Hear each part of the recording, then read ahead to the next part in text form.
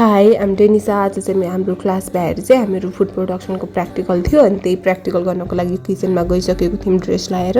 आज पनि हाम्रो 4 कोर्स मेनु थियो, चाइनिज मेनु। अनि हामीहरू चाहिँ आज धेरै कम थियौँ कि विद्यार्थीहरू काम गर्ने, अनि त्यही भएर चाहिँ सबैजना चाहिँ मिलिजुली गर्नु परिरहेको थियो। अनि मैले चाहिँ सुप बनाउनुको साथसाथै यता चाहिँ मेन डिसमा चाहिँ हेल्प मात्रै गरिदिरहेको थिएँ। डिसको नाम चाहिँ बाउ बाउ चिकन हो। अनि यसलाई चाहिँ हामीहरूले चाहिँ स्टिम बन्नु पर्थ्यो कि, अनि टाइम कन्ज्युमिङ चाहिँ हाम्रो स्टार्टर थियो जुन चाहिँ स्प्रिङ रोल, अनि यो चाहिँ मेन डिस थियो कि सबभन्दा बढी टाइम लाग्ने। अनि सुप त केही थिएन कि, स्टक चिकन स्टक बनाउने अनि कर्न सुप थियो, यो त सबभन्दा इजी थियो।